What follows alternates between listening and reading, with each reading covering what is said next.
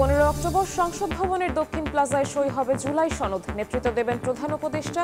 ঐকমত্য কমিশনের বৈঠকে সিদ্ধান্ত মাইলফলক হিসেবে দেখছেন বদিউল আলম। জাতীয় প্রতীকের কারণে এনসিপিকে শাপলা না দিলে ধানের শীর্ষ তালিকা থেকে বাদ দিতে হবে হুঁশিয়ারি নেতাদের। ইসির অসৎ উদ্দেশ্য দেখছেন নাসির উদ্দিন পাটোয়ারি। মার্কিন শুল্ক চাপের মধ্যে যুক্তরাষ্ট্রের বাজারে বেড়েছে বাংলাদেশি তৈরি পোশাকের রফতানি আয়। গত 3 মাসে রফতানি হয়েছে $201 কোটি পোশাক। দেশে ডিমের চাহিদা থেকে উৎপাদন বেশি, তথ্য প্রাণী সম্পদ অধিদপ্তরের। উদ্বৃত্তের পরও দাম বেশি নিয়ে প্রশ্ন ভোক্তার। মধ্যস্বত্বভোগীদের ঠেকাতে পারলে কমবে মূল্য। এবং গাজা যুদ্ধবিরতি চুক্তির অনুমোদন দিল ইসরায়েল। যুদ্ধবিরতি পর্যবেক্ষণে 200 সেনা পাঠাবে যুক্তরাষ্ট্র। সোম মঙ্গলবারের মধ্যে মুক্তি পেতে পারেন জিম্মিরা, বললেন ট্রাম্প।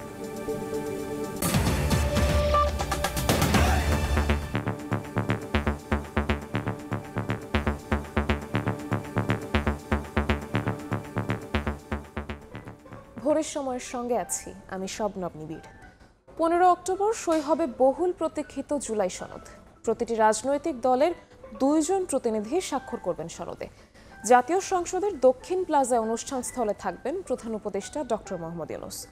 ঐকমত্য কমিশনের সদস্য বদিউল আলম মজুমদার সময় সংবাদকে জানিয়েছেন, এর মধ্যেই চূড়ান্ত বাস্তবায়ন প্রক্রিয়া সরকারের কাছে হস্তান্তর করবে কমিশন। সংস্কারের কর্মযজ্ঞকে মাইলফলক হিসেবে দেখছেন তিনি। 3 দফায় 72টি বৈঠক, তর্ক বিতর্ক, আবার ঐক্য মতানৈক্য। এর মধ্য দিয়ে বুধবার শেষ হয় জুলাই সনদ নিয়ে জাতীয় ঐকমত্য কমিশনের বৈঠক। যদিও মৌলিক অনেক সংস্কারে নোট অফ ডিসেন্ট এবং গণভোটের সময়সীমা নিয়ে ঐক্য হয়নি দলগুলোর। চলতি বছরের 15 ফেব্রুয়ারি যাত্রা শুরু করে জাতীয় ঐকমত্য কমিশন। 20 মার্চ থেকে 19 মে পর্যন্ত 32টি রাজনৈতিক দল এবং জোটের সঙ্গে 44টি বৈঠক এবং 2রা জুন থেকে 31 জুলাই পর্যন্ত 30টি দলের সঙ্গে 23টি বৈঠকের মাধ্যমে জুলাই সনদ নিয়ে ঐকমত্যে পৌঁছায় কমিশন। যদিও 19টি মৌলিক সংস্কারের মধ্যে 10টিতেই নোট অফ ডিসেন্ট দিয়েছে বিএনপি সহ কয়েকটি দল। এর মধ্যে রয়েছে সংবিধানের 70 অনুচ্ছেদ সংশোধন, বিচার বিভাগ ও সুপ্রিম কোর্টের বিকেন্দ্রীকরণ, প্রধানমন্ত্রীর একাধিক পদে থাকা, উচ্চকক্ষ গঠন, রাষ্ট্রপতি নির্বাচন পদ্ধতি সহ গুরুত্বপূর্ণ অনেক বিষয়। শেষ মুহূর্তে বাস্তবায়ন প্রক্রিয়ায় গণভোট নিয়ে দলগুলো ঐকমত্যে পৌঁছালেও জাতীয় নির্বাচনের আগে না পরে কখন হবে গণভোট তা নিয়ে মতভিন্নতায় শেষ হয় বৈঠক। এ সংক্রান্ত প্রস্তাবনা কমিশন চূড়ান্ত করবে। তবে সংস্কারের কর্মযজ্ঞকে মাইলফলক বলছেন ঐকমত্য কমিশনের সদস্য বদিউল আলম মজুমদার। এই মাসের 15 তারিখ শেষ দিন প্রধান উপদেষ্টা থাকবেন, আমরা আশা করছি সংসদের চত্বরেই হবে। জুলাই ডিক্লারেশন যেখানে ঘোষণা যেখানে হয়েছে ওখানেই হবে। আগামী 15 অক্টোবর শেষ হবে কমিশনের 3য় দফায় বাড়ানো মেয়াদ। সেদিনই রাজনৈতিক দলগুলোর স্বাক্ষর অনুষ্ঠান হবে সংসদ ভবনে। নেতৃত্ব দেবেন প্রধান উপদেষ্টা। যেটা সম্ভাবনা দ্বার খুলেছে সেটা হলো এই আমাদের জুলাই অভ্যুত্থানে যারা রক্ত দিয়েছে, প্রাণ দিয়েছে, যারা আহত হয়েছে, তাদের যে আত্মত্যাগ, সে আত্মত্যাগের প্রতি স্বীকৃতি দিয়ে তাদের আকাঙ্ক্ষা বাস্তবায়নের জন্য কতগুলো সিদ্ধান্ত নেওয়া হয়েছে, কতগুলো বিষয়কে মধ্যে পৌঁছা হয়েছে। এটা নিঃসন্দেহে এটা জাতির জন্য একটা গুরুত্বপূর্ণ মাইলফলক। নোট অফ ডিসেন্ট, গণভোট, বিবাদমান সব বিষয়ে 15 তারিখের আগেই সরকারের কাছে প্রস্তাবনা পেশ করবে কমিশন। রাজনৈতিক দলগুলোর কাছেও তা পাঠানো হবে। হাসান ওয়ালি, সময় সংবাদ, ঢাকা। ম্যান্ডেটবিহীন দলগুলোকে সব সমস্যা সমাধানের দায়িত্ব দেয়নি জনগণ, এমন মন্তব্য করে যেটুকু ঐক্য হয়েছে তা নিয়েই এগিয়ে যাওয়ার পরামর্শ দিয়েছেন বিএনপির স্থায়ী কমিটির সদস্য আমির খসরু মাহমুদ চৌধুরী। কারো মতামত অন্য দলের উপর চাপিয়ে দেওয়ার অধিকার কারণ নেই বলেও জানান তিনি। বিএনপি মহাসচিবের সঙ্গে জার্মান রাষ্ট্রদূতের বৈঠক শেষে আমির খসরু বলেন, দেশ বিদেশের সবাই সুষ্ঠু নির্বাচনের মাধ্যমে জনগণের জবাবদিহিমূলক সংসদ দেখতে চায়। গত কয়েকদিন ধরে দেশের বিভিন্ন রাজনৈতিক দলের সঙ্গে কূটনীতিকদের বৈঠক নিয়ে বেশ আলোচনা চলছে। আর এই কূটনৈতিক তৎপরতায় ব্যস্ততা বেড়েছে রাজনৈতিক দলগুলোরও। বৃহস্পতিবার সকালে গুলশানে বিএনপি চেয়ারপারসনের কার্যালয়ে দলটির মহাসচিব মির্জা ফখরুল ইসলাম আলমগীরের সঙ্গে সৌজন্য সাক্ষাৎ করেন বাংলাদেশের নবনিযুক্ত জার্মান রাষ্ট্রদূত রুডিগার লোটজ। বৈঠক শেষে গণমাধ্যমে কথা বলেন বিএনপির স্থায়ী কমিটির সদস্য আমির খসরু মাহমুদ চৌধুরী। জানান, সবার মতো জার্মানিও চায় বাংলাদেশের সুষ্ঠু নির্বাচনে জনগণের সরকার প্রতিষ্ঠার মাধ্যমে রাজনৈতিক স্থিতিশীলতা ফিরুক। যত তাড়াতাড়ি সুষ্ঠু নির্বাচনের মাধ্যমে একটি নির্বাচিত সরকার সংসদ হয়, যেটা জনগণের কাছে দায়বদ্ধ থাকবে, যেটা আন্তর্জাতিকভাবে অনেক বেশি অ্যাকসেপ্টেবল থাকবে। জুলাই সনদে স্বাক্ষর ও ঐক্যমত্য কমিশন ইস্যুতে আমির খসরু বলেন, যেসব বিষয়ে ঐক্যমত্য হয়েছে তা নিয়ে এগিয়ে যেতে হবে। কোনো দল তাদের মতামত অন্য দলের উপর চাপিয়ে দেওয়ার অধিকার রাখে না বলেও মন্তব্য করেন বিএনপির এই নেতা। এই জায়গাগুলোতে ঐক্যমত হবে, সেটা নিয়ে আমরা এগিয়ে যাব। যেখানে ঐক্যমত হবে না, আপনি আগামী নির্বাচনে প্রত্যেকটা দলের অধিকার আছে সেটা জনগণের কাছে নিয়ে যাওয়া। বেগম জিয়া রাজনীতি থেকে সরে যাননি মন্তব্য করে আমির খসরু বলেন, নির্বাচনে তার ভূমিকা কি হবে তা সময়ই বলে দেবে। উনি তো এখনো বিএনপি চেয়ারপারসন, তো রাজনীতি থেকে চলে গেছেন কেউ বলছে নাকি? উনি অসুস্থ, সুতরাং ওনার জায়গা থেকে আজকে আমাদের অ্যাক্টিং চেয়ারম্যান সাহেব দায়িত্ব পালন করছেন। এদিকে বিএনপির ভারপ্রাপ্ত চেয়ারম্যান তারেক রহমান এক বাণীতে বলেছেন, গণতন্ত্র মানে শুধু নির্বাচন নয়, গণতন্ত্র মানে মানুষের স্বাধীনতা ও মৌলিক অধিকার নিশ্চিত করা। 1990 সালে এরশাদ বিরোধী আন্দোলনে শহীদ জিহাদ দিবস উপলক্ষে এক বাণীতে একথা বলেন তারেক রহমান। আহমেদ সালেহিন, সময় সংবাদ, ঢাকা। জাতীয় প্রতীকের কারণে শাপলা না দিলে ইসি তালিকা থেকে ধানের শীষ বাদ দিতে হবে বলে হুঁশিয়ারি দিয়েছেন এনসিপির মুখ্য সমন্বয়ক নাসির উদ্দিন পাটোয়ারি। শাপলা প্রতীক না দিতে অদৃশ্য শক্তির হাত রয়েছে বলেও মন্তব্য করেন তিনি। সিইসির সঙ্গে বৈঠক শেষে লড়াই চালিয়ে যাওয়ার কথা উল্লেখ করে বলেন, অধিকারের প্রশ্নে আপোষ করবেন এনসিপি। বৃহস্পতিবার বিকেলে এনসিপির মুখ্য সমন্বয়ক নাসির উদ্দিন পাটোয়ারির নেতৃত্বে 3 সদস্যের প্রতিনিধি দল আসে নির্বাচন কমিশনে। পরে প্রধান নির্বাচন কমিশনার এএমএম নাসির উদ্দিনের সঙ্গে বৈঠকে বসে এনসিপির প্রতিনিধি দল। 2.5 ঘন্টার বৈঠক শেষে সংবাদ সম্মেলনে এনসিপির মুখ্য সমন্বয়ক জানান, প্রতীক হিসেবে শাপলা নিতে আইনি বা রাজনৈতিক বাধা নেই। প্রতীক প্রশ্নে যদি না দিতে চান, সেটাতে আপনার ব্যাখ্যা কি? 2 ঘন্টা ওনারা নিশ্চুপ ছিলেন, কোনো ব্যাখ্যা দিতে পারেন নাই। নিবন্ধন প্রশ্নে সেটা শাপলা দিয়েই হবে, শাপলা ছাড়া এনসিপির নিবন্ধন হবে না এবং এনসিপিও শাপলা ছাড়া নিবন্ধন মানবে না। যেটার আইনি প্রতিবন্ধকতা নাই, রাজনৈতিক প্রতিবন্ধকতা নাই, কোথাও প্রতিবন্ধকতা নাই, তাহলে এটা করতে সমস্যা কোথায়? নাসির উদ্দিন পাটোয়ারি বলেন, নির্বাচন কমিশনের সামনে পথ দুটি, হয় প্রতীক দিতে হবে, নয়তো ধানের শীষ, সোনালী আঁশ তারা বাদ দিতে হবে। আর যদি রাষ্ট্রীয় কোনো প্রতীকের উনি দায়িত্ব নেন যেটাকে রক্ষা করবেন, তাহলে তারা ধানের শীষ এবং শাপলা সবগুলোকে রক্ষা করে ওই ধরনের আইন সংশোধন করতে হবে। সো নির্বাচন কমিশনের সামনে 2টি পদ্ধতি, আপাতত 2টি রাস্তা আছে। একটি হলো ধান বাতিল করা, তারা বাতিল করা, সোনালী আঁশ বাতিল করা, অথবা শাপলা দেওয়া। জাতীয় লীগের মতো অকার্যকর ও বিলুপ্ত দলের নিবন্ধন দেওয়ার ব্যাপারে ইসির যেসব কর্মকর্তা জড়িত তাদের বিরুদ্ধে ব্যবস্থা নেওয়ার দাবিও জানায় দলটি। 1991 সালে জনাব আতাউর রহমান খান মৃত্যুবরণ করার পরে আর কিভাবে এই জাতীয় লীগের দল হিসেবে ধারাবাহিকতা ছিল। কাউসার চৌধুরী কুমু, সময় সংবাদ, ঢাকা। আন্দোলন প্রত্যাহার না করায় আয়নাঘরে ইনজেকশন প্রয়োগ করে অজ্ঞান করে ফেলে রাখা হয়। ডিবি কার্যালয়ে বলা হয়, তৎকালীন প্রধানমন্ত্রী শেখ হাসিনার নির্দেশ আছে হত্যা করার। ট্রাইব্যুনালে দেয়া জবানবন্দিতে একথা বলেছেন জুলাই আন্দোলনের অন্যতম সমন্বয়ক উপদেষ্টা আসিফ মাহমুদ সজীব ভূঁইয়া। গুমের মামলায় শেখ হাসিনা সহ সাবেক বর্তমান 23 সেনা কর্মকর্তার বিচার প্রক্রিয়া শুরুকে মাইলফলক হিসেবে দেখছেন অন্তর্বর্তী সরকারের এই উপদেষ্টা। তিনি বলেন, গণহত্যাকারী দল আওয়ামী লীগকে পুনর্বাসনের চেষ্টা হলে জনগণ আবার মাঠে নামতে প্রস্তুত বলেও জানান আসিফ মাহমুদ। 2024 সালের 5 আগস্ট রাজধানীর চাংখারপুলে 6 জনকে হত্যা মামলার 19তম সাক্ষী জুলাই আন্দোলনের অন্যতম সমন্বয়ক উপদেষ্টা আসিফ মাহমুদ সজীব ভূঁইয়া। বৃহস্পতিবারের জবানবন্দিতে কিভাবে কোটা সংস্কারের আন্দোলন সরকার বিরোধী আন্দোলনে রূপ নিল তার ধারা বর্ণনা দেন তিনি। জুলাই আগস্টের হত্যাযজ্ঞের জন্য শেখ হাসিনা, আসাদুজ্জামান খান কামাল, আইনশৃঙ্খলা বাহিনী ও আওয়ামী লীগের নেতৃত্বকে দায়ী করেন আসিফ মাহমুদ। সাক্ষ্যে আসিফ মাহমুদ জানান, 19 জুলাই ডিবি পরিচয়ে তাকে তুলে নিয়ে যায় একটি বিশেষ গোয়েন্দা বাহিনী। এরপর আয়নাঘরে বন্দি রেখে আন্দোলন প্রত্যাহারে চাপ দেয়া হয়। তাতে রাজি না হওয়ায় ইনজেকশন প্রয়োগ করে অজ্ঞান করে ফেলে রাখা হয়। ২৬ জুলাই তাকে সহ ৩ সমন্বয়ককে তুলে নিয়ে যায় ডিবি। পরে আরও ৩ জন সমন্বয়ককে আনা হয় ডিবি কার্যালয়ে। তখন ডিবি থেকে বলা হয় প্রধানমন্ত্রীর নির্দেশ আছে হত্যা করার, তারা দয়া করে বাঁচিয়ে রেখেছেন। সে সময় ডিবির লিখে দেয়া আন্দোলন প্রত্যাহারের বক্তব্য জোর করে পাঠ করিয়ে মোবাইলে ভিডিও ধারণ করে গণমাধ্যমে প্রচার করা হয়। আপনাদেরকে হত্যা করার নির্দেশনা দেওয়া হয়েছে, আপনাদেরকে যাতে আর দেখা না যায় লিডারশিপে সেটার নির্দেশনা আমাদেরকে দেওয়া হয়েছে, কিন্তু আমরা দয়া দেখাচ্ছি, আপনাদেরকে করছি না, আপনারা আমাদের সাথে সহযোগিতা করেন, আন্দোলনটা প্রত্যাহার করেন। গুমের মামলায় শেখ হাসিনা সহ সাবেক বর্তমান 23 সেনা কর্মকর্তার বিচার প্রক্রিয়া শুরুকে মাইল ফলক হিসেবে দেখছেন অন্তর্বর্তী সরকারের এই উপদেষ্টা। বলেন নানা চাপ থাকলেও বিচারের মুখোমুখি করতে অনড় ছিল সরকার। সরকার সহ পুরো বিচার ব্যবস্থার একটা বিজয় হিসেবে আমি মনে করি, এবং সামনের সময়ে আমি চাই এই যে গ্রেফতারি পরোয়ানা সহ যেই প্রসিজার এটা যথাযথভাবে চলমান থাকবে এবং কোনো স্থান থেকেই অপরাধীদেরকে বাঁচানোর জন্য কিংবা শেল্টার দেওয়ার জন্য কোনো ধরনের প্রচেষ্টা বা কোনো ধরনের অপচেষ্টা করা হবে না। দল হিসেবে আওয়ামী লীগকে পুনর্বাসনের চেষ্টা হচ্ছে উল্লেখ করে আসিফ মাহমুদ বলেন গণহত্যাকারী এই দলকে রাজনীতিতে ফিরতে দেবে না দেশের মানুষ। 1.5 সহস্রাধিক মানুষের মৃত্যুর পর, প্রায় 30,000 মানুষের আহত হওয়ার পর, অঙ্গ প্রত্যঙ্গ হারানোর পর বাংলাদেশের জনগণ কোনোভাবেই এর জন্য দায়ী দলকে বাংলাদেশে আবার পুনর্বাসন করতে দেবে না, এবং সেই লড়াই যদি আবার করতে হয় আমাদেরকে, আমরা আবার সেটার জন্য প্রস্তুত আছি। এর আগে গুমের 2 মামলায় শেখ হাসিনা, ডিজিএফআই এর সাবেক 5 মহাপরিচালক সহ 30 আসামির বিরুদ্ধে গ্রেফতারি পরোয়ানা পাঠান আন্তর্জাতিক অপরাধ ট্রাইব্যুনাল।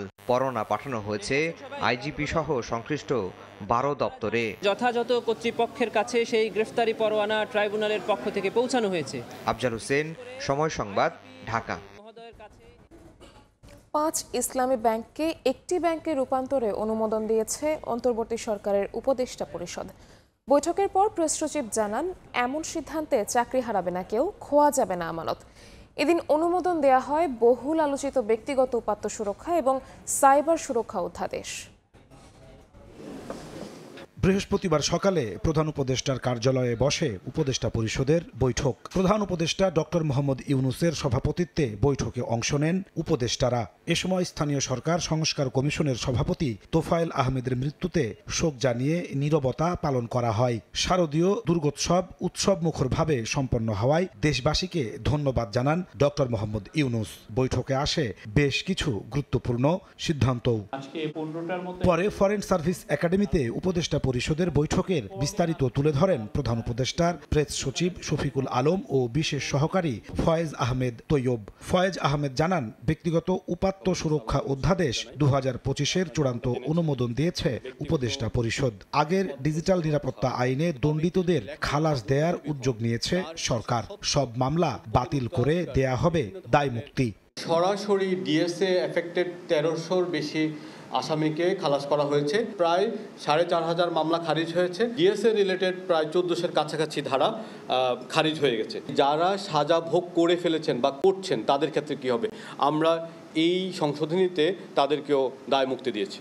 প্রেস সচিব জানান দুর্বল 5টি ইসলামী ব্যাংক একত্রিত করে নতুন একটি ইসলামী ব্যাংকে রূপান্তরের অনুমোদন দিয়েছে উপদেষ্টা পরিষদ। এর জন্য 20,000 কোটি টাকা সহায়তা দেবে সরকার।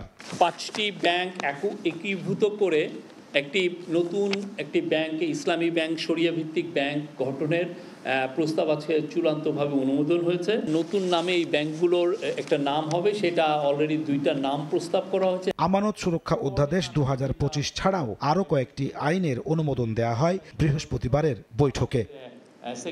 নাজমুস সালেহী, সময় সংবাদ, ঢাকা। প্রধান উপদেষ্টা ডক্টর মোহাম্মদ ইউনূস বলেছেন দেশে বহু বছরের মধ্যে প্রথম সত্যিকারের গণতান্ত্রিক ভোট হবে। গত 16 বছর যা ঘটেছে তা ছিল নির্বাচনের নামে প্রহসন। যুক্তরাজ্যের বাণিজ্য দূত রোজি উইন্টারটন বৃহস্পতিবার রাষ্ট্রীয় অতিথি ভবন যমুনায় প্রধান উপদেষ্টার সঙ্গে সাক্ষাৎ করতে এলে তিনি এসব কথা বলেন।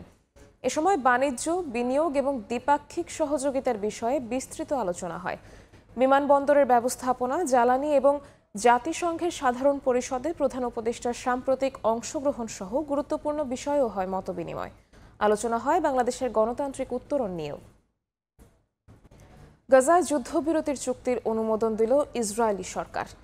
ইসরায়েলি মন্ত্রিসভা গাজা থেকে জিম্মি মুক্তির পরিকল্পনারও অনুমোদন দিয়েছে। আগামী সোমবার বা মঙ্গলবার জিম্মি বিনিময় সম্পন্ন হবে বলে জানান প্রেসিডেন্ট ট্রাম্প। চুক্তি বাস্তবায়নের জন্য উপত্যকাটিতে 200 সেনা মোতায়েন করবে বলে জানিয়েছে ওয়াশিংটন। রোববার মধ্যপ্রাচ্যে সফরে যেতে পারেন মার্কিন প্রেসিডেন্ট। এদিকে যুদ্ধবিরতি কার্যকর হওয়ার আগেই নতুন করে হামলা চালিয়েছে ইসরায়েল। গেল 24 ঘন্টায় নিহত হয়েছেন অন্তত 10 ফিলিস্তিনি, আহত 49 জন। চলমান যুদ্ধবিরতি চুক্তি বাস্তবায়নের আলোচনার মধ্যেই থেমে নেই ইসরায়েলি বর্বরতা। উপত্যকাটিতে একদিনে হতাহত হয়েছেন বেশ কয়েকজন। ইসরায়েলি বিমান হামলায় একটি ভবন ধসে পড়েছে, ধ্বংসস্তূপের নিচে আটকা পড়েন অনেকে। এদিকে গাজায় যুদ্ধবিরতির চুক্তিতে রাজি হয়েছে ইসরায়েল ও হামাস। ইসরায়েলি মন্ত্রিসভা গাজা থেকে জিম্মি মুক্তির পরিকল্পনার অনুমোদন দিয়েছে।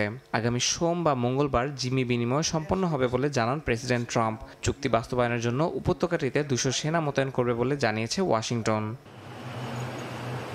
এই হামলার মধ্যেই জেরুজালেমে ট্রাম্পের মধ্যপ্রাচ্য বিষয়ক দূত স্টিভ উইটকফ ও জামাতা জ্যারেড কুশনারের সঙ্গে বৈঠক করেন ইসরায়েলি প্রধানমন্ত্রী নেতানিয়াহু। এরপর মন্ত্রিসভা বৈঠকে আলোচনায় ওঠে মার্কিন সমর্থিত যুদ্ধবিরতির প্রস্তাবটি। এই চুক্তির আওতায় গাজা থেকে 48 ইসরায়েলি জিম্মির মুক্তি ও এর বিনিময়ে ফিলিস্তিনি বন্দীদের মুক্তির বিষয় রয়েছে। স্থানীয় সময় বৃহস্পতিবার ট্রাম্প এক বিবৃতিতে জানান, এই যুদ্ধবিরতি গাজার দীর্ঘ 2 বছরের রক্তক্ষয়ী সংঘাতের অবসানের প্রথম ধাপ। তিনি বলেন 20 জন জিম্মির মুক্তি এরই মধ্যে নিশ্চিত হয়েছে। রোববার মধ্যপ্রাচ্য সফরে যেতে পারেন মার্কিন প্রেসিডেন্ট। সেখানে চুক্তির আনুষ্ঠানিক স্বাক্ষর অনুষ্ঠানে যোগ দেওয়ার কথা রয়েছে তার। এদিকে হামাসের নির্বাসিত নেতা খালিল আল হাইয়া দাবি করেছেন, যুক্তরাষ্ট্র আরব মধ্যস্থতাকারী ও তুরস্কের কাছ থেকে তারা যুদ্ধের স্থায়ী অবসানের নিশ্চয়তা পেয়েছেন। অন্যদিকে তুরস্কের পররাষ্ট্রমন্ত্রী হাকান ফিদান জানিয়েছেন, যুক্তরাষ্ট্র, তুরস্ক, কাতার ও মিশর মিলে একটি যৌথ টাস্ক ফোর্স গঠন করা হয়েছে। এর কাজ হবে ট্রাম্পের পরিকল্পনা বাস্তবায়নের সময় যে কোনো চ্যালেঞ্জ মোকাবিলা করা। তিনি বলেন, গাজা পুনর্গঠন, প্রশাসনিক কাঠামো ও অর্থনৈতিক পুনরুদ্ধার নিয়ে আলোচনাও শুরু হয়েছে। জাতিসংঘের মানবিক সহায়তা সংস্থার প্রধান জানিয়েছেন, যুদ্ধবিরতির প্রথম 60 দিনে গাজায় খাদ্য ও চিকিৎসা সরবরাহ বহুগুণ বাড়ানো হবে। প্রতিদিন শত শত ট্রাকে করে ত্রাণ পাঠানো এবং 21 লাখ ক্ষুধার্ত মানুষকে খাদ্য সহায়তা পৌঁছে দেওয়ার প্রস্তুতি চলছে। ইয়াসিন মোহাম্মদ জিসান, সময় সংবাদ। সমাজে অদৃশ্য এক কারাগারের নাম মানসিক অসুস্থতা। বিশ্ব স্বাস্থ্য সংস্থার মতে বিশ্বজুড়ে প্রায় 97 কোটির ওপরে আর বাংলাদেশে প্রায় 3 কোটির বেশি মানুষ কোনো না কোনোভাবে মানসিক অসুস্থতায় ভোগেন। বিশ্ব মানসিক স্বাস্থ্য দিবসে তাই প্রশ্ন, মনের যত্ন কি আমরা আদৌ নিচ্ছি? আবুল কালাম আজাদের ছবিতে সেই প্রশ্নের উত্তর খুঁজেছেন মাইমুনা হায়দার চৌধুরী।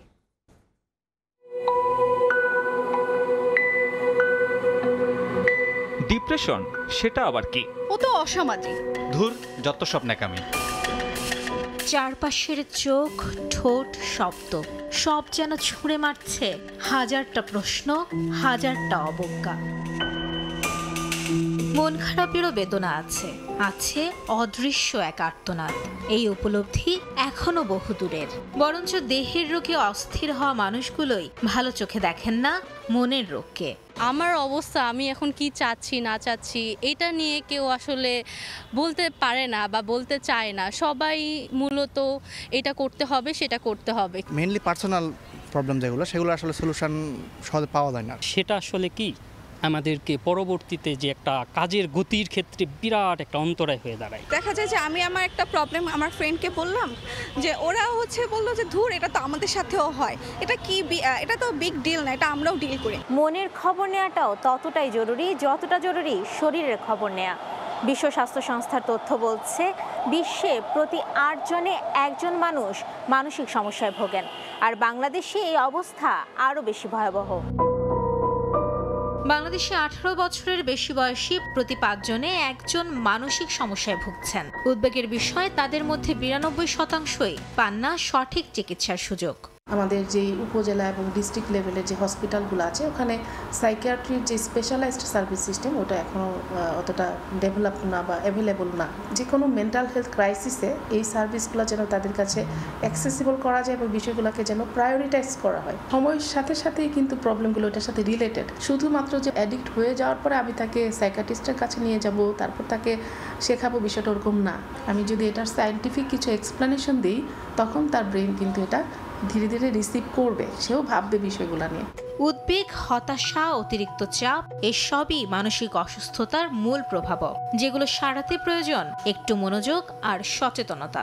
আমি আমার রাগ নিয়ন্ত্রণ করতে পারছি না, আমার স্ট্রেস লেভেল এত বেড়ে যাচ্ছে সেটা আমি কোপ করতে পারছি না, বা আমি আত্মবিশ্বাসী হয়ে উঠতে পারছি না। যদি এরকম অনুভূতি হয় তখন কিন্তু তাকে অবশ্যই পেশাগত মনোবিজ্ঞানীর শরণাপন্ন হতে হয়। মানসিক স্বাস্থ্য মানেই জীবনবোধের যত্ন। প্রতিদিন শোনা হোক না বলা সব কথা, মনের ঘরের খোঁজও নেওয়া হোক নিয়মিত। মাইমুনা হায়দার চৌধুরী, সময় সংবাদ, ঢাকা। লক্ষ্মীপুরে মা ও মেয়েকে গলা কেটে হত্যা করেছে দুর্বৃত্তরা। পুলিশ জানায়, অবসরপ্রাপ্ত সেনা সদস্য মিজান তার ছেলে ফরহাদকে নিয়ে রামগঞ্জের সোনাপুর বাজারে তাদের ব্যবসা প্রতিষ্ঠানে ছিলেন। ঘরে তার স্ত্রী ও মেয়ে একাই ছিলেন। বৃহস্পতিবার রাত 9:30টার দিকে মিজানের ছেলে ফরহাদ দোকান থেকে বাড়িতে এসে বাসভবনের দ্বিতীয় তলায় মা জুলেখা ও বোন তানহার গলা কাটা মৃতদেহ দেখতে পান। খবর পেয়ে রামগঞ্জ থানা পুলিশ ঘটনাস্থলে আসে। ডাকাতির উদ্দেশ্যে হত্যাকাণ্ড সংঘটিত হতে পারে বলে ধারণা স্থানীয়দের। এ হত্যাকাণ্ডের সঙ্গে জড়িতদের দৃষ্টান্তমূলক শাস্তির দাবি জানান তারা। তবে হত্যাকাণ্ডের রহস্য উদ্ঘাটনে কাজ করছে পুলিশের পিবিআই সহ একাধিক সংস্থা।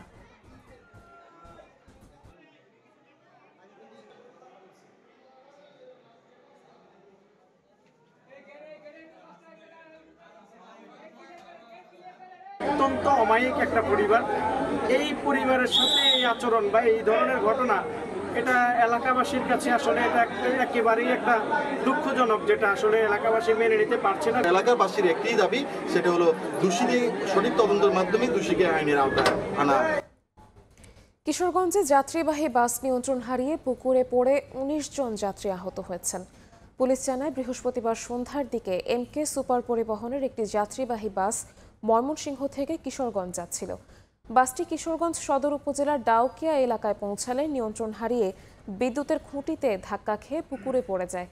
এ সময় বাসে থাকা অন্তত 19 জন যাত্রী আহত হন। দুর্ঘটনার পরপরই বাস থেকে যাত্রীদের উদ্ধার করেন স্থানীয়রা। পরে আহত যাত্রীদের স্থানীয় হাসপাতালে চিকিৎসার জন্য পাঠানো হয়। পরে খবর পেয়ে সন্ধ্যার পর দুর্ঘটনা কবলিত বাসটি উদ্ধার করে পুলিশ ও ফায়ার সার্ভিস।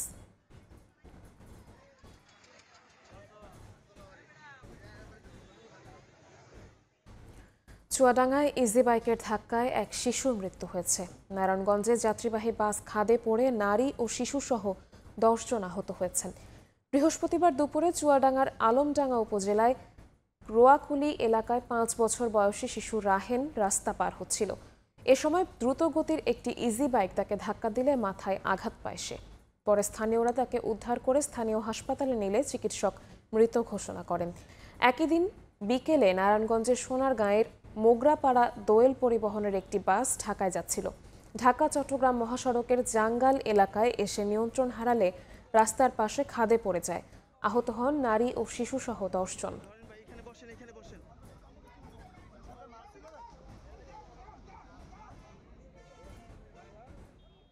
নারায়ণগঞ্জে দিন দিন বাড়ছে ডেঙ্গু রোগী। জেলার সরকারি হাসপাতালগুলোতে গত জুন থেকে চলতি সপ্তাহ পর্যন্ত 1600-র বেশি রোগী চিকিৎসা নিয়েছেন। তবে কোনো হাসপাতালেই নেই প্ল্যাটিলেট নির্ণয়ের মেশিন ও আইসিইউ সুবিধা। এ কারণে গুরুতর রোগীদের যেতে হচ্ছে ঢাকায়। তবে ডেঙ্গু মোকাবিলায় আরও কঠোর পদক্ষেপ গ্রহণের আশ্বাস জেলা প্রশাসনের। শওকত আলী সৈকতের পাঠানো তথ্য ও আরিফ হোসেনের ছবি নিয়ে রিপোর্ট। নারায়ণগঞ্জ শহরের 100 শয্যার জেনারেল হাসপাতালের 3য় তলায় পুরুষ, মহিলা ও শিশু ওয়ার্ডে বেশিরভাগ রোগী চিকিৎসা নিচ্ছেন ডেঙ্গুতে আক্রান্ত হয়ে। প্রতিদিন গড়ে 25 থেকে 30 জন রোগী ভর্তি হওয়ায় সেবা দিতে হিমশিম খাচ্ছে কর্তৃপক্ষ। একই অবস্থা শহরের খানপুরের 300 শয্যার সরকারি হাসপাতালে। জেলার সরকারি হাসপাতালগুলোতে গত জুন থেকে চলতি সপ্তাহ পর্যন্ত 1600-র বেশি রোগী চিকিৎসা নিয়েছেন। নগরবাসীর অভিযোগ, মশা নিধনে সিটি কর্পোরেশন ঔষধ ছিটালেও কোনো কাজ হচ্ছে না। এতে নগরীর পাড়া মহল্লার পুকুর, ডোবানালা ও খালগুলোতে এডিস মশার লার্ভা বংশবিস্তার বাড়ছে। নারায়ণগঞ্জ শহরে ডেঙ্গু মহামারী আকার ধারণ করছে। দুঃখের বিষয় হইতেছে নারায়ণগঞ্জে এর কোনো প্রপার ট্রিটমেন্টও নাই। অবিলম্বে 2টা আইসিইউ চালু করা হোক। স্বাস্থ্য বিভাগ জানায় জেলার সরকারি কোনো হাসপাতালেই রক্তের প্লাটিলেট নির্ণয়ের মেশিন নেই। শহরের 2টি সরকারি হাসপাতালে আইসিইউ ইউনিট থাকলেও তা বন্ধ। এ কারণে গুরুতর রোগীদের যেতে হচ্ছে ঢাকায়। সরকারের কাছে আমাদের আবেদন থাকবে, যদি আমাদের এখানে আইসিইউর জনবলগুলো আবার পুনরায় দেওয়া হয় তাহলে আমরা সকল রোগীদেরই নারায়ণগঞ্জে রেখে আমরা চিকিৎসা দিতে পারবো। যারা আইসিইউ এক্সপার্ট এদেরকে লাগবে, একই সাথে ওই আইসিইউ রিলেটেড কিছু স্টাফ নার্সও থাকে, সেটাও প্রয়োজন। তবে শীঘ্রই হাসপাতালগুলোতে প্লাটিলেট নির্ণয়ের মেশিন সরবরাহ সহ আইসিইউ ইউনিট চালুর আশ্বাস জেলা প্রশাসকের। এই ডেঙ্গু আক্রান্ত হলে তাদের যে ওই ব্লাড সেল কাউন্টার যে মেশিন, সেই সেল কাউন্টিং একটা মেশিন আমরা এই সপ্তাহে কিনে দিব, আর 2টা পোর্টেবল এক্স-রে মেশিনও আমরা কিনে দিচ্ছি। নারায়ণগঞ্জ শহরের শীর্ষ 3টি বেসরকারি ডায়াগনস্টিক সেন্টারের তথ্য মতে চলতি বছরে তাদের প্রতিষ্ঠানে 7,000-এর বেশি মানুষের শরীরে ডেঙ্গু শনাক্ত হয়েছে। সময় সংবাদ, নারায়ণগঞ্জ। প্রতিষ্ঠার এক যুগেও গাজীপুরবাসীর পানির যোগান দিতে পারেনি সিটি কর্পোরেশন। দুর্নীতি আর জনবল ঘাটতির অজুহাতে সফল হননি কোনো নগর প্রধান। এমন বাস্তবতায় ওয়াসা স্থাপনের কথা জানিয়েছেন বর্তমান প্রশাসক। অন্যদিকে দিন দিন পানির স্তর নিচে নামায় শুরু হয়েছে এর ভয়ঙ্কর প্রভাব। পরিস্থিতি উত্তরণে শিগগিরই নদীর পানি পরিশোধন করে চাহিদা মেটানোর পরামর্শ বিশেষজ্ঞদের। জুনায়েদ রুবেলের ছবিতে মেহেদি হাসানের রিপোর্ট। নগরবাসীর পানির চাহিদা মেটাতে এলাকা ভিত্তিক পাম্প স্থাপন করেছে গাজীপুর সিটি কর্পোরেশন। কথা ছিল এই পাম্পের মাধ্যমে ঘরে ঘরে পৌঁছে যাবে পানি। সেই লক্ষ্যে পাম্পগুলোতে পানির সংযোগ দিলেও তা আর সবার ঘরে পৌঁছায়নি। এমন পরিস্থিতিতে নিজেদের ইচ্ছে মতো লাইন স্থাপন করে বাড়ির পানির যোগান দিচ্ছেন এলাকাবাসী। এই পাম্পের যে দায়িত্ব আছে সেই এই লাইনগুলো আর কি জয়েন দেয় 7,000 করে টাকা নিয়ে। কার্ডটা বৈধ হচ্ছে আর কার্ডটা বৈধ হচ্ছে না সেটা আসলে আমি বলতে পারতাছি না। প্রভাবশালী লোক আছে, এইগুলোর মাধ্যমে আর কি তারা তাদের নিজের মতো নিয়ে নেয়। অবৈধ পথেও যারা পানির যোগান দিতে পারেননি তারা মাটি খুঁড়ে তলদেশে বসিয়েছেন সাবমার্সিবল পাম্প। যদিও সিটি কর্পোরেশন এলাকায় তা অবৈধ। নিয়মনীতির তোয়াক্কা না করেই কেউ কেউ ভূগর্ভস্থ থেকে পানি তুলে করছেন ব্যবসাও। ঢাকা বিশ্ববিদ্যালয়ের একটি গবেষণা বলছে নগরীর 85% মানুষই এই ভূগর্ভস্থ পানির উপর নির্ভরশীল। মানুষের ব্যবহারের পানির তথ্য পাওয়া গেলেও এই অঞ্চলের শিল্প প্রতিষ্ঠানগুলো ভূগর্ভস্থল থেকে যে বিপুল পরিমাণ পানি উত্তোলন করছে তার কোনো হিসেব নেই কারো কাছেই। এমন বাস্তবতায় প্রতি বছর 2 মিটার করে নিচে নামছে পানির স্তর। সিটি কর্পোরেশন হওয়ার 1 যুগ পেরিয়ে গেলেও নগরবাসীর পানির নিশ্চয়তা দিতে পারেনি সংস্থাটি। তথ্য বলছে নগরীর প্রায় 50 লক্ষ বাসিন্দাদের মধ্যে বৈধ পানির লাইনের সংখ্যা মাত্র 20,000, যা মোট চাহিদার 2 থেকে 3%। ফলাফল, অবৈধভাবে বাধ্য হয়েই পানি উত্তোলন করছে নগরবাসী। এতে একদিকে যেমন হুমকির মুখে পড়ছে পরিবেশ, আর অন্যদিকে বিপুল পরিমাণে রাজস্ব হারাচ্ছে সরকার। জলবায়ু নিয়ে গবেষণা সেন্টার সিসিটিভির অনুসন্ধানে উঠে এসেছে এরই মধ্যে পানির অপব্যবহারের মাসুল গুনতে শুরু করেছে গাজীপুরবাসী। আর নগরীর মাস্টার প্ল্যানের দায়িত্বে থাকা ঢাকা প্রকৌশল ও প্রযুক্তি বিশ্ববিদ্যালয়ের বিশেষজ্ঞরা বলছেন, সমস্যা সমাধানে আশপাশের নদীর পানি পরিশোধন করে তা কাজে লাগানোর বিকল্প নেই। পানির লেয়ার যদি নিচে নেমে যায় তাহলে সবচেয়ে বড় যে সমস্যা হবে সেচের পানির ঘাটতি হবে। সেচের পানির ঘাটতি মানেই আমার খাদ্য নিরাপত্তা ব্যাঘাত ঘটবে। আন্ডারগ্রাউন্ড ওয়াটারের উপরে ডিপেন্ড না করে সারফেস ওয়াটার আমরা মেঘনা থেকে আনতে বলছি। আমরা এই একটা জায়গায় এসে ওয়াটার পিউরিফিকেশন প্ল্যান্ট করে ওখান থেকে সাপ্লাই পানি হবে। দেরিতে হলেও বিষয়গুলো আমলে নিয়েছে বর্তমান নীতি নির্ধারকরা। নিজেদের ব্যর্থতা স্বীকার করে নগরের পানির দায়িত্ব নিতে শীঘ্রই ওয়াসা স্থাপনের পরিকল্পনার কথা জানান নগর প্রধান। ওয়াসা করার জন্য প্রাথমিক একটা আলোচনা চলছে। আমরা মন্ত্রণালয়ে একটা প্রস্তাবনা প্রেরণ করবো। আমরা নীতিগতভাবে সিদ্ধান্ত নিচ্ছি, তারপরে বাকিটুকু সরকারের সিদ্ধান্ত। সাধারণত কোনো অঞ্চলের পরিবেশ রক্ষায় ভূপৃষ্ঠে পানির প্রয়োজন 7 থেকে 16%। তবে আরডিআরসির গবেষণা বলছে গাজীপুরের ভূপৃষ্ঠে পানির পরিমাণ মাত্র 3.2%। মেহেদি হাসান, সময় সংবাদ, গাজীপুর। ফরিদপুরে পদ্মা নদীর ভাঙন তীব্র আকার ধারণ করেছে। গত 1 মাসে নদীগর্ভে বিলীন হয়েছে 8টি বসতবাড়ি ও ফসলি জমি। ঝুঁকিতে রয়েছে আশ্রয়ণ প্রকল্প ও অর্ধশতাধিক বসতবাড়ি সহ ফসলি জমি। পানি উন্নয়ন বোর্ড বলছে জিও ব্যাগ ফেলে ভাঙন রোধ করা যাচ্ছে না। ভাঙন রোধে স্থায়ী বাঁধ নির্মাণের প্রকল্প প্রণয়ন করা হচ্ছে। শেখদার সজলের পাঠানো তথ্য ও ছবি নিয়ে রিপোর্ট। ভাঙছে নদী তীর, বাসিন্দাদের চোখের সামনেই বিলীন হচ্ছে বসতবাড়ি ও ফসলি জমি। কাজে আসছে না ডাম্পিং করা জিও ব্যাগ। ফরিদপুর সদর উপজেলার ডিক্রিরচর ইউনিয়নের পালডাঙ্গি এলাকায় পদ্মা নদীতে ব্যাপক ভাঙন দেখা দিয়েছে। এরই মধ্যে নদীগর্ভে চলে গেছে 8টি বসতবাড়ি সহ ফসলি জমি। ঝুঁকিতে রয়েছে আশ্রয়ণ প্রকল্পের 12টি পরিবার। স্থানীয়রা বলছেন বসতঘর থেকে মাত্র 10 হাত দূরে নদী। ভাঙন আতঙ্কে নির্ঘুম রাত কাটাতে হচ্ছে তাদের। দ্রুত ব্যবস্থা নেয়ার দাবি বাসিন্দাদের।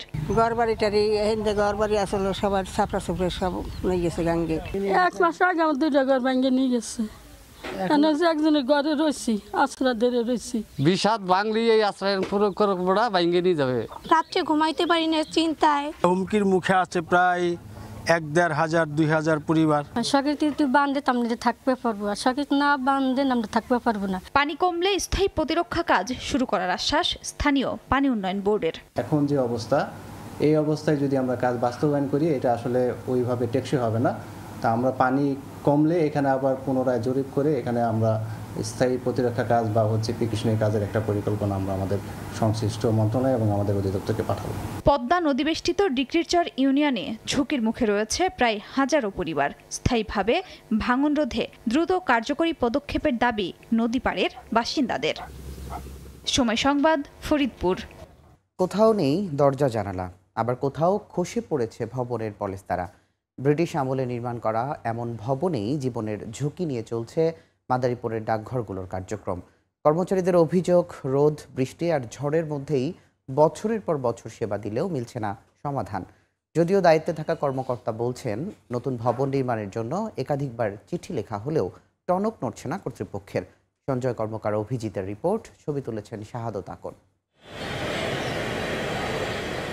ব্রিটিশ আমলে জেলা প্রশাসনের রাজস্ব শাখার অধীনে নির্মাণ করা হয় মাদারীপুরের চরমুগুরিয়া এলাকায় উপডাকঘর। এখান থেকে যুগের পর যুগ 15টি ইউনিয়নের অধীনে ডাকঘরের কার্যক্রম হয়ে আসছে। বর্তমানে একতলা বিশিষ্ট ভবনটিতে খসে পড়ছে পলেস্তারা, বেরিয়ে গেছে রড। বৃষ্টির পানিতে ভিজে যায় গুরুত্বপূর্ণ নথিপত্র। প্রতি মুহূর্তই আতঙ্ক আর ভয় নিয়ে চরম ঝুঁকিতে কর্মচারীরা। এদিকে জেলার অধিকাংশ ডাকঘরের একই অবস্থা। দরজা জানালার করুণ অবস্থায় বাড়ছে চোরের আতঙ্ক। মূল্যবান কাগজপত্র সঙ্গে করে নিয়েই বাড়িতে যেতে হয় দায়িত্বরতদের। কর্মচারীদের অভিযোগ, বিষয়টি বারবার কর্তৃপক্ষকে বললেও মিলছে শুধু আশ্বাসের বাণী। বৃষ্টি এলে বৃষ্টি পরে, তখন নিজে পানি আসে, কাজ করতে সমস্যা হয়, তারপর নিরাপত্তা না। অনেক গুরুত্বপূর্ণ কাগজপত্র ইত্যাদি ভিজে সব নষ্ট হয়ে যায়। তা আমরা অনেকবার আমাদের উপরস্থ কর্মকর্তা কর্মচারীদের কাছে লিখিত দিছি। অবশ্য ভবনগুলোর দায়িত্বে থাকা কর্মকর্তা জানান, ঝুঁকিপূর্ণ ডাকঘরগুলো নতুন করে নির্মাণ করতে আঞ্চলিক অফিসকে জানালেও কোনো কর্ণপাত করছেন না তারা। নতুন ভবন তৈরির জন্য আবারও ডিভিশন অফিস থেকে চাহিদা দেওয়া হয়েছে, সেই অনুপাতে তালিকা প্রেরণ করা হয়েছে। তো বাজেট বরাদ্দ হলে নতুন ভবন শীঘ্রই হয়ে যাবে। মাদারীপুর জেলায় 84টি ডাকঘর রয়েছে। এর মধ্যে 27টি ডাকঘরের বরাদ্দকৃত জমি থাকলেও নিজস্ব ভবন রয়েছে মাত্র 16টির। বাকি 68টি ডাকঘরের কার্যক্রম চলছে ভাড়া করা ভবনে। ঝুঁকিতে থাকা কর্মকর্তা কর্মচারীরা বলছেন, নতুন ভবন নির্মাণ করা হলে আবারও চাঙ্গা হবে ডাকের কার্যক্রম। সঞ্জয় কর্মকার, অভিজিৎ, সময় সংবাদ, মাদারীপুর। বাস চলাচলের 35 বছরেও ঢাকা শরীয়তপুরে নেই কোনো রুট পারমিট। বাধ্য হয়ে আশেপাশের জেলার পারমিট নিয়ে বাস চালাচ্ছেন মালিকরা। এতে ভোগান্তির পাশাপাশি লোকসানের দাবি তাদের। অবশ্য রুট পারমিট পাশ করতে সব ধরনের সাহায্যের আশ্বাস জেলা প্রশাসনের। বিএম ইসরাফিলের পাঠানো তথ্য, ছবি নিয়ে রিপোর্ট।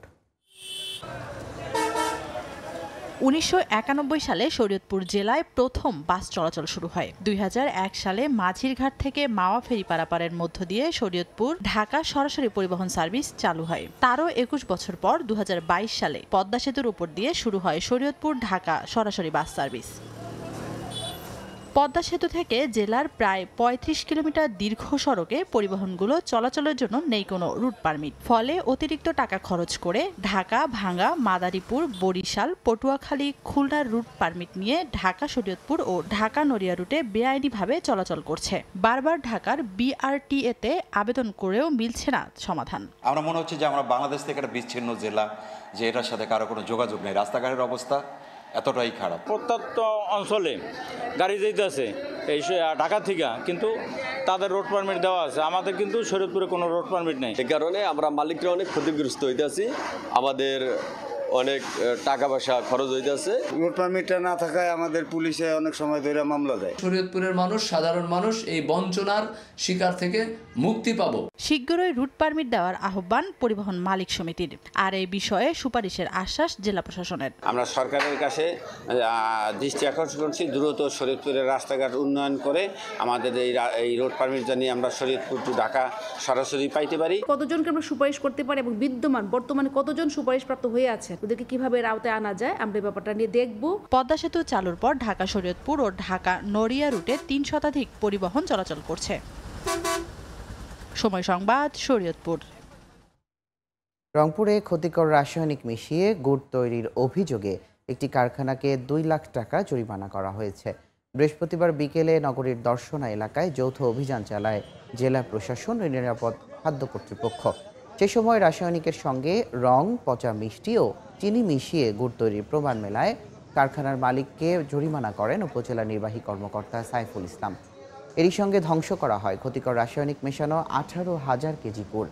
নিরাপদ খাদ্য নিশ্চিতে অভিযান অব্যাহত থাকবে বলেও জানিয়েছেন কর্মকর্তারা। অনলাইনে চাঁদপুরের ইলিশ কিনতে গিয়ে প্রতারিত হন অনেকেই। প্রতারণা ঠেকাতে নতুন উদ্যোগ নিয়েছে জেলা প্রশাসন। জানিয়েছে, প্রকৃত অনলাইন ইলিশ ব্যবসায়ীদের আনা হচ্ছে নিবন্ধনের আওতায়। বৃহস্পতিবার বিকেলে আনুষ্ঠানিকভাবে অনলাইন ইলিশ ব্যবসায়ীদের নিবন্ধনপত্র তুলে দেন জেলা প্রশাসক মোহাম্মদ মহসিন উদ্দিন। প্রাথমিকভাবে 42 জনের আবেদন বাছাই করে প্রথম পর্যায়ে তালিকাভুক্ত করা হয় 7 ব্যবসায়ীকে। জানানো হয়, অনলাইনে কম দামে চাঁদপুরের সুস্বাদু রূপালী ইলিশ বিক্রির লোভনীয় বিজ্ঞাপন দেয় জেলার এক শ্রেণীর প্রতারক। তবে পরে আর ভোক্তার কাছে তুলে দেওয়া হয় না মাছ। বিষয়টি চাঁদপুরের ইলিশের সুনাম ক্ষুণ্ণের সঙ্গে বঞ্চিত করেছে প্রকৃত স্বাদ থেকে। চাঁদপুরের ইলিশের সুনাম রক্ষায় নেওয়া হয়েছে এই উদ্যোগ। নিষেধাজ্ঞা অমান্য করে পদ্মা নদী থেকে অবাধে মা ইলিশ শিকার করছেন রাজবাড়ীর জেলেরা। নদীর পাড়েই অস্থায়ী হাট বসিয়ে প্রকাশ্যে বিক্রি করা হচ্ছে এসব ইলিশ। এজন্য মৎস্য বিভাগের উদাসীনতাকে দুষছেন স্থানীয়রা। তবে জেলেদের দাবি, সময় মতো খাদ্য সহায়তা না পাওয়ায় বাধ্য হয়ে নদীতে জাল ফেলেছেন তারা। মা ইলিশ রক্ষায় নিয়মিত অভিযান পরিচালনার কথা জানিয়েছেন জেলা প্রশাসক। আশিকুর রহমানের রিপোর্ট। প্রজনন মৌসুম নিরাপদ করতে 4 অক্টোবর থেকে 25 অক্টোবর পর্যন্ত 22 দিন ইলিশের অভয়াশ্রমে সব ধরনের মাছ ধরায় নিষেধাজ্ঞা দেয় সরকার। তবে সরকারি নিষেধাজ্ঞা অমান্য করে রাজবাড়ীর পদ্মা নদীতে চলছে ইলিশ ধরার মহোৎসব। নিবন্ধিত জেলে ছাড়াও মৌসুমি জেলেরা ইঞ্জিন চালিত নৌকা নিয়ে পদ্মায় নেমেছেন ইলিশ ধরতে। পদ্মা পারে অস্থায়ী হাট বসিয়ে প্রকাশ্যে বিক্রিও চলছে নির্বিঘ্নে। এজন্য মৎস্য বিভাগের উদাসীনতাকে দুষছেন স্থানীয়রা। প্রতিদিন শত শত নৌকা নিয়ে তারা ইলিশ মাছ মারতেছে, প্রশাসনেরও কোনো খোঁজ খবর দেখতেছি না। নিষেধাজ্ঞার সময় এখন ইলিশের দাম একটু কম পাচ্ছে, আগের তুলনায় এখন থেকে কম পাচ্ছি।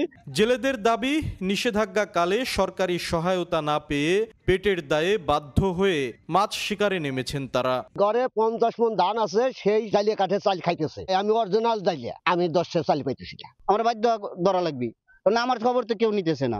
এদিকে বিষয়টি নিয়ে ক্যামেরার সামনে কথা বলতে রাজি হননি জেলা মৎস্য কর্মকর্তা। তবে মা ইলিশ রক্ষায় নিয়মিত অভিযান পরিচালনার কথা জানিয়েছেন জেলা প্রশাসক। বালিয়াকান্দি উপজেলা ছাড়া বাকি সবগুলো উপজেলা আমরা জেলা প্রশাসন থেকে অতিরিক্ত নির্বাহী ম্যাজিস্ট্রেটকে সেখানে আমরা দায়িত্ব প্রদান করেছি। আমরা বিভিন্ন জায়গায় যে কিছু আমরা ইলিশ জব্দ করেছি এবং সেটি আমরা এতিমখানায় বা অন্য জায়গায় আমরা সেটি ডিস্ট্রিবিউট করেছি। মৎস্য বিভাগের তথ্য মতে রাজবাড়ীর পাংশা থেকে গোয়ালন্দ পর্যন্ত পদ্মা নদীর 57 কিলোমিটার এলাকা মা ইলিশের অভয়াশ্রম। জেলার 5,777 জন নিবন্ধিত জেলে ইলিশ আহরণের সঙ্গে সম্পৃক্ত। আশিকুর রহমান, সময় সংবাদ, রাজবাড়ী। মুন্সিগঞ্জের ধলাগাঁও হাটে হরেক রকম সবজির সমারোহ। জমি থেকে তুলে এনে কৃষক সরাসরি এই হাটে পসরা বসিয়েছেন। এ বিষয়ে বিস্তারিত জানাতে এই মুহূর্তে সেখানে আছেন রিপোর্টার নাসির উদ্দিন উজ্জ্বল। সরাসরি যাচ্ছি তার কাছে। উজ্জ্বল, প্রকৃতিতে শরৎ আর মাত্র 5 দিন, দরজায় কড়া নাড়ছে শীত। এর মধ্যে কিন্তু শিশির পড়তে শুরু করেছে। সেই শিশির ভেজা জমি থেকে কিন্তু প্রায় অর্ধ সহস্রাধিক কৃষক এখানে প্রতিদিন তাদের নিজস্ব তৈরি যে সবজি সেগুলো নিয়ে আসছেন এবং সেগুলো নিয়ে কিন্তু হাক ডাকে বিক্রি হচ্ছে এবং এখানে তারা বলছেন যে 20 থেকে 25 মেট্রিক টন সবজি তারা বিক্রি করছেন। তবে অতি বৃষ্টির কারণে সবজিতে তাদের অনেক রকম চ্যালেঞ্জ তৈরি হয়েছে এবং সে কারণে কিন্তু দাম অন্তত কেজিতে 30 টাকা বেড়ে গিয়েছে। বিশেষ করে কালা বেগুন, যে কালা বেগুনের দাম ছিল 30 থেকে 60 টাকা এক সপ্তাহ আগে, সেই কালা বেগুনের দাম কিন্তু এখন 90 টাকা কেজিতে ঠেকেছে। আপনারা দেখছেন যে শীতের কপি কিন্তু বাজারে উঠেছে এবং এই নতুন কপি বিক্রি হচ্ছে 40 থেকে 50 টাকা পিস দরে এবং এই যে আগাম কপি সেটি কিন্তু তারা বলছেন আরো আগে বাজারে আসতে পারতো বা আরো ভালো মানের আসতে পারতো, সেটি কিন্তু বৃষ্টির কারণে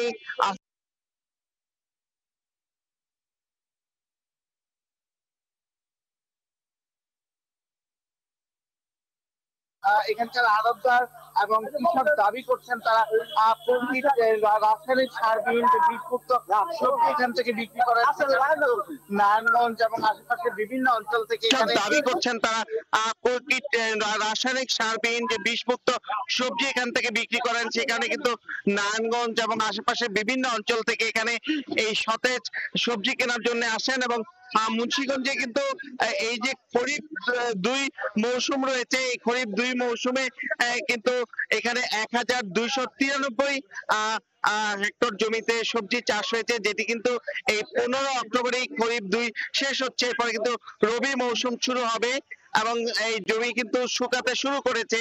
এখানে যে নিচু এলাকা, সেই এলাকায় যেখানে সবজি আবাদ করা হয়, আলু আবাদ করা হয়, সেই জমিগুলো কিন্তু পানি সরতে শুরু করেছে এবং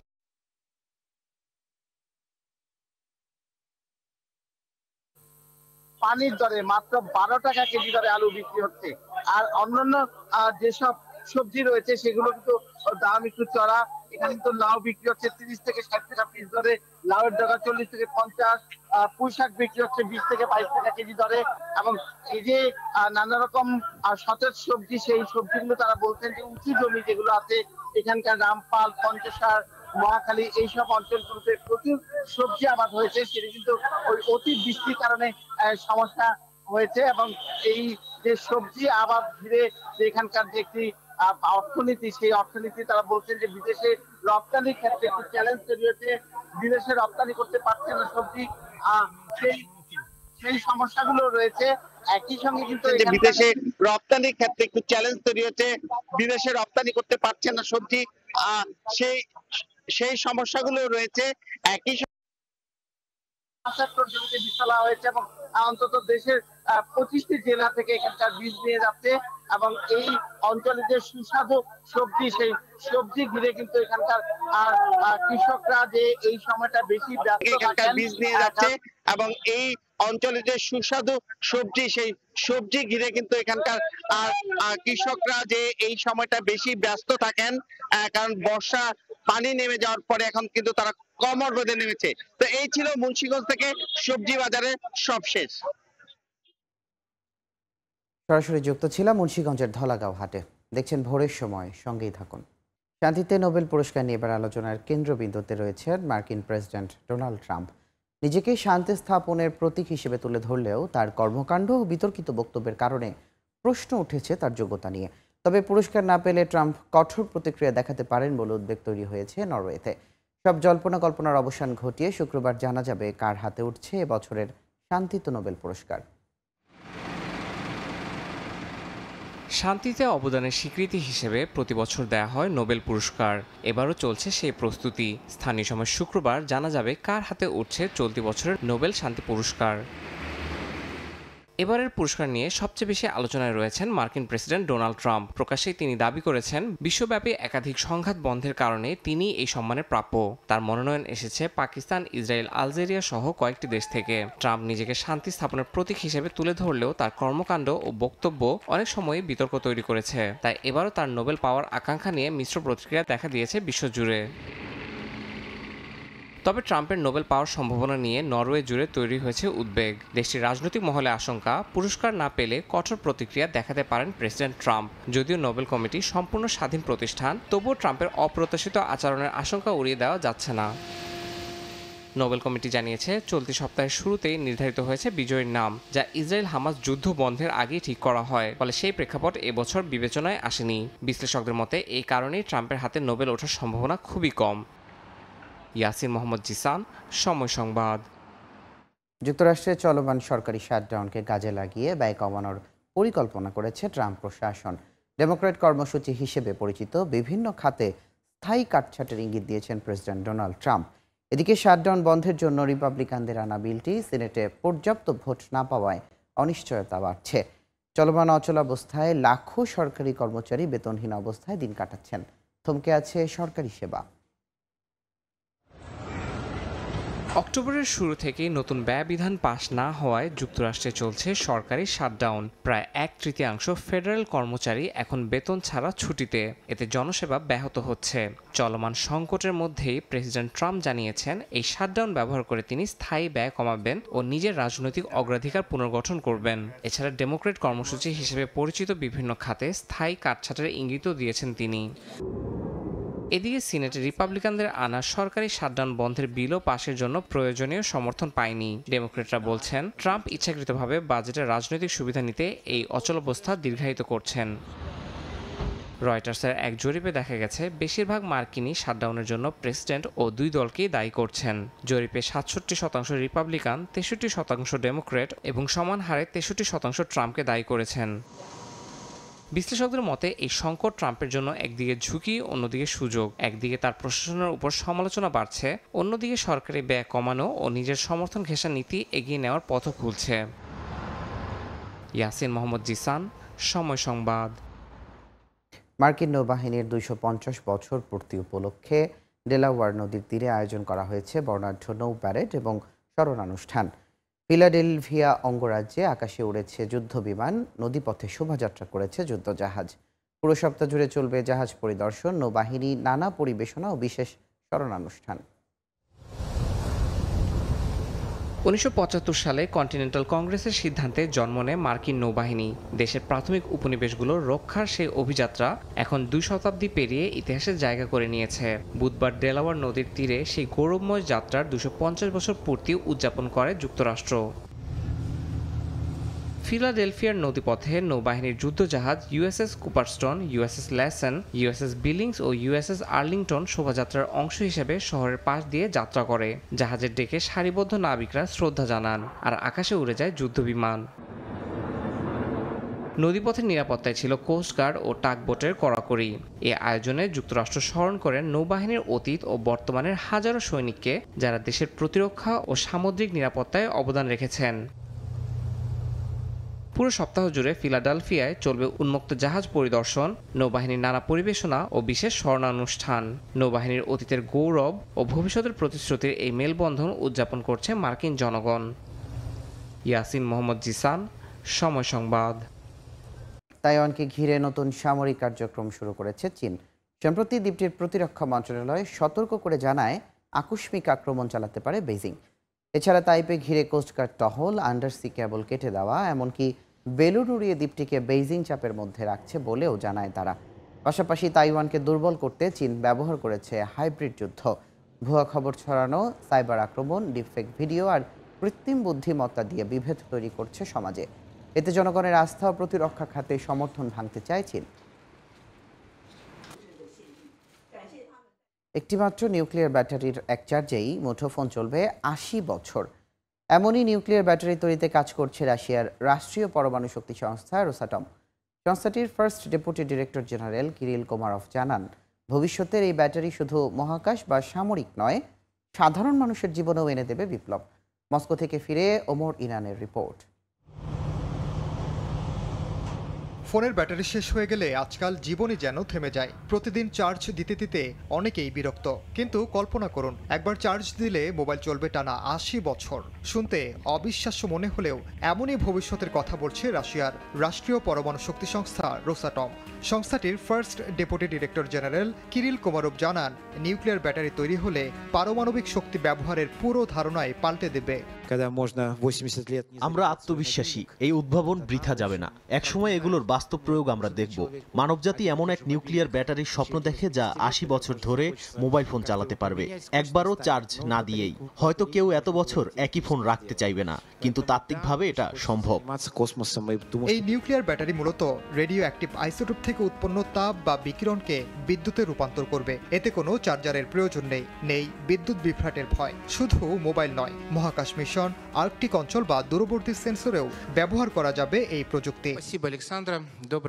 রোসাটম বলছে তাদের এই প্রকল্প নতুন কোনো অভিযাত্রা নয়, বরং দীর্ঘদিন ধরে পারমাণবিক প্রযুক্তিতে অর্জিত অভিজ্ঞতার ফল। যেমন ইউরেনিয়াম সমৃদ্ধকরণের প্রক্রিয়া থেকেই তারা তৈরি করেছে উচ্চ শক্তির কার্বন ফাইবার, যা এখন আধুনিক বিমান, জাহাজ ও মহাকাশযানের অবিচ্ছেদ্য অংশ। নতুন মানেই সবসময় অজানা নয়, অনেক সময় পুরনো প্রযুক্তিরই নতুন ব্যবহার আমরা খুঁজে পাই। রোসাটমে আমরা সেটাই করি, প্রমাণিত সমাধানগুলোকে নতুন আঙ্গিকে কাজে লাগাই। কোমারভ আরও জানান, গভীর মহাকাশ অনুসন্ধানে নিউক্লিয়ার শক্তি একমাত্র সমাধান। একটি ছোট ইউরেনিয়াম পেলেট 400 কেজি কয়লার সমান শক্তি দেয়, যা মহাকাশ যান চালাতে অপরিহার্য। জানান, রাশিয়া এরই মধ্যে চাঁদে পারমাণবিক শক্তিচালিত ইনস্টলেশন ও গভীর মহাকাশ যানের জন্য প্রপালশন সিস্টেম তৈরির জাতীয় প্রকল্প হাতে নিয়েছে। ওমর ইনান, সময় সংবাদ, রাশিয়া। বাংলাদেশের জাতীয় নির্বাচন প্রসঙ্গে জানতে চাইলেন ফিনল্যান্ডের প্রেসিডেন্ট আলেকজান্ডার স্টুব। ফিনল্যান্ডে নবনিযুক্ত বাংলাদেশের রাষ্ট্রদূত ওয়াহিদা আহমেদ পরিচয়পত্র পেশকালে নির্বাচন প্রসঙ্গে আলাপ হয় তাদের। এ সময় বাংলাদেশের সঙ্গে বাণিজ্যিক সম্পর্ক এগিয়ে নেওয়ার আহ্বান জানান রাষ্ট্রদূত। ফিনল্যান্ড থেকে মহিউদ্দিন মধুর রিপোর্ট। ফিনল্যান্ডের প্রেসিডেন্সিয়াল প্যালেসে আনুষ্ঠানিকভাবে পরিচয়পত্র পেশ করতে হেলসিঙ্কি আসেন বাংলাদেশের নবনিযুক্ত রাষ্ট্রদূত ওয়াহিদা আহমেদ। ফিনল্যান্ডের পররাষ্ট্র মন্ত্রণালয়ের কর্মকর্তারা রাষ্ট্রদূতকে স্বাগত জানান। গার্ড অব অনার প্রদান করেন সামরিক বাহিনীর সদস্যরা। ফিনল্যান্ডের প্রেসিডেন্টের সঙ্গে সৌজন্য সাক্ষাতে অংশ নেন রাষ্ট্রদূত। এ সময় রাষ্ট্রদূতের সঙ্গে ছিলেন কাউন্সিলর আমরিন জাহান। তিনি জানান, প্রেসিডেন্ট আলেকজান্ডার স্টুব বাংলাদেশের জাতীয় নির্বাচন নিয়ে আগ্রহ প্রকাশ করেছেন। ফিনল্যান্ডের প্রেসিডেন্ট আমাদের নির্বাচনের ব্যাপারে জানতে চেয়েছেন যে এই ব্যাপারে কি প্রস্তুতি আমরা সম্পন্ন করেছি, এবং মাননীয় রাষ্ট্রদূত মহোদয় সে ব্যাপারে তাকে অবগত করেছেন। আমরা দ্বিপাক্ষিকভাবে তাদের সাথে বসেছিলাম, তাদের পররাষ্ট্র মন্ত্রণালয়ের কর্মকর্তাদের সাথে আমরা কয়েকটা মিটিং করেছি। সাক্ষাৎকালে দুই দেশের দ্বিপাক্ষিক সম্পর্ক, বাণিজ্য বিনিয়োগ, প্রযুক্তি হস্তান্তর, জলবায়ু পরিবর্তন এবং সবুজ জ্বালানি রূপান্তরের বিষয়ে আলোচনা হয়। আলাপ হয় বাংলাদেশি শিক্ষার্থীদের ভিসা জটিলতা নিরসনের। আমরা এই ব্যাপারগুলো তুলে ধরেছি যে শিক্ষার্থীদের ভিসাজনিত জটিলতা বা অর্থনৈতিক এই বিষয়গুলো কিন্তু উঠে এসেছে, এবং আমরা যে সমস্যাগুলো আমরা শুনতে পেয়েছি আমাদের প্রবাসীদের কাছ থেকে, আমরা এই কথাগুলো তাদের কাছে পৌঁছে দিয়েছি। সামাজিক ও অর্থনৈতিক উন্নয়নে বাংলাদেশের ভূমিকার প্রশংসা করেন ফিনল্যান্ডের প্রেসিডেন্ট। মহিউদ্দিন মধু, সময় সংবাদ, ফিনল্যান্ড। হাভিয়ের কাবরেরার জন্যই বাংলাদেশ হেরেছে বলে মন্তব্য করেন ফুটবল সমর্থকরা। প্লেয়ার সিলেকশন থেকে শুরু করে বদল, সব জায়গাতেই তার ব্যর্থতা দেখছেন তারা। এমনকি তার কৌশলও যুগোপযোগী ছিল না বলেও মত তাদের। তাই অনতিবিলম্বে তার পদত্যাগ চান ফুটবল ভক্তরা।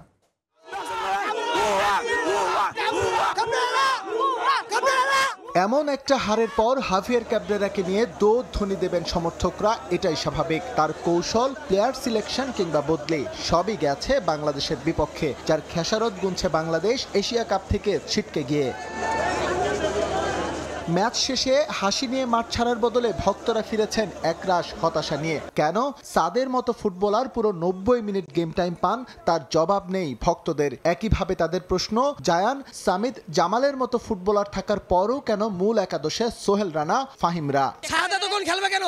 ও বল ধরতে পারে না, বলের পিছনে ওকে ধরবে কেন? ওরে খেলবে কেন? জায়ানরা কোন খেলালে তো আমরা ম্যাচ জিততাম। আমি বিশ্বাস করি আমার থেকে ক্যাবরেরার ফুটবল সেন্স অনেক ভালো। যদি তাই হয়ে থাকে তাহলে কেন যেই টিমটা 60 মিনিটের পরে খেলেছে সেটা শুরু থেকে খেললো না? বাংলাদেশ কোচ আমাদের এই যে ইন্টারন্যাশনাল প্লেয়ার হামজা চৌধুরী, সমিত সোন, তাদের যোগ্য না, সে কোচিং করার যোগ্য না। তার কখন কোন প্লেয়ার কোন পজিশনে নামানোর প্রয়োজন সেটা জানি না। হাভিয়ের কাবরেরার জন্য লম্বা সময় ধরে ভুগছে বাংলাদেশ। সম্ভাবনা থাকার পরও এবার ছিটকে গেল এশিয়া কাপ থেকে, যার পেছনে পুরো দায় সমর্থকরা দেখছেন কাবরেরার। আর তাই দাবি একটাই, দ্রুত সরাতে হবে স্প্যানিশ কোচকে। দাবি দেওয়াল দয়া করে কোচ চেঞ্জ করুন। একটা ন্যাশনাল টিম কখনো এইভাবে খেলা হয় না। আর যদি কোনো পলিটিক্স থাকে ফুটবলে, যদি কোনো সিন্ডিকেট থাকে, আমার মনে হয় এই জিনিসটা ভাঙা উচিত। কোচের ভুল ডিসিশনের কারণে আজকে আমরা ম্যাচটা হেরেছি।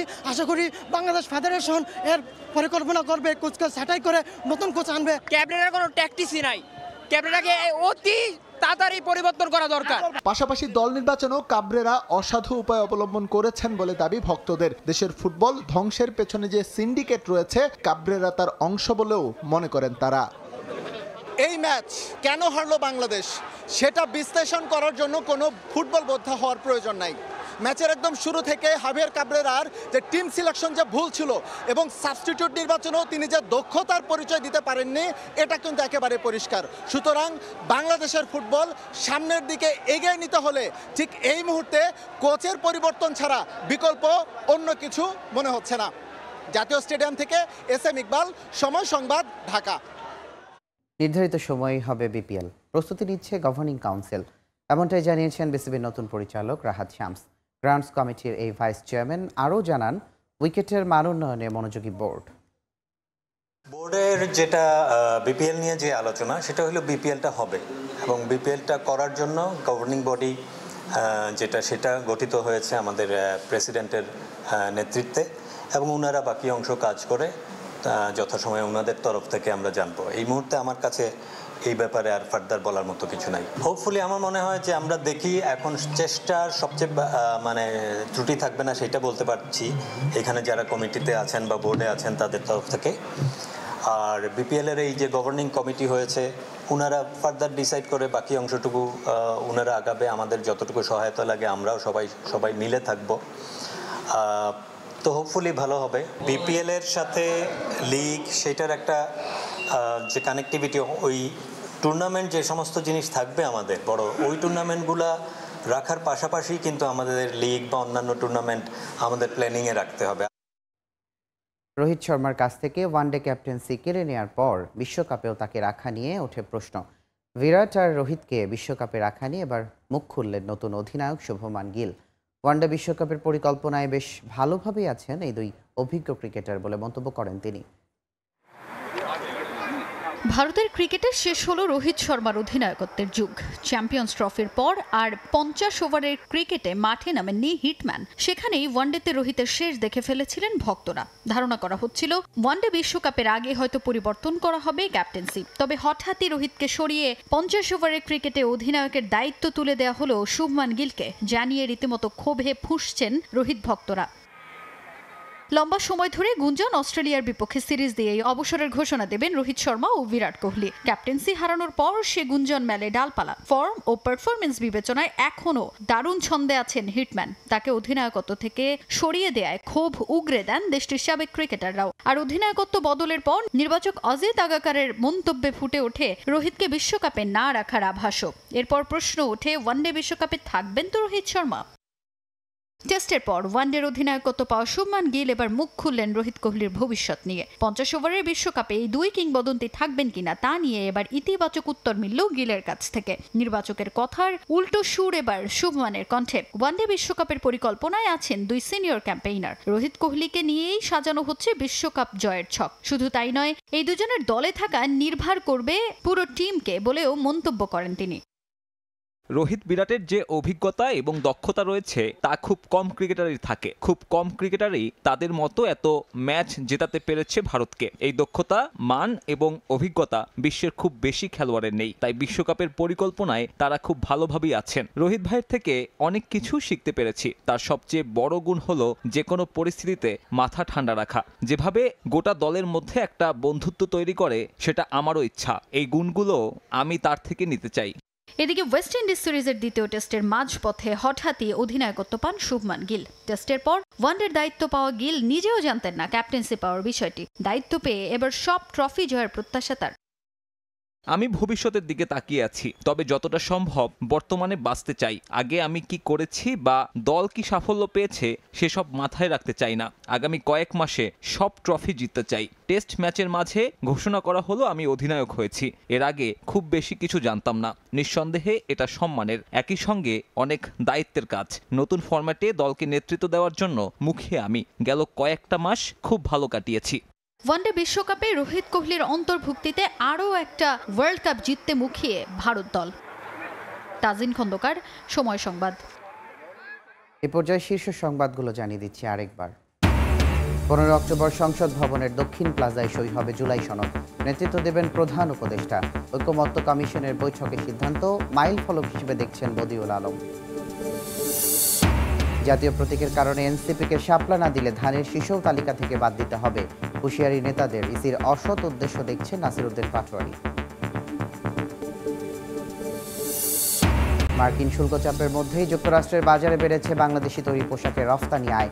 গত 3 মাসে রফতানি হয়েছে $201 কোটি পোশাক। দেশে ডিমের চাহিদা থেকে উৎপাদন বেশি, তথ্য প্রাণী সম্পদ অধিদপ্তরের। উদ্বৃত্তের পরও দাম বেশি নিয়ে প্রশ্ন ভোক্তার। মধ্যস্বত্বভোগীদের ঠেকাতে পারলে কমবে মূল্য। এবং গাজা যুদ্ধবিরতি চুক্তির অনুমোদন দিল ইসরায়েল। যুদ্ধবিরতি পর্যবেক্ষণে 200 সেনা পাঠাবে যুক্তরাষ্ট্র। সোম মঙ্গলবারের মধ্যে মুক্তি পেতে পারেন জিবিরা, বললেন ট্রাম্প।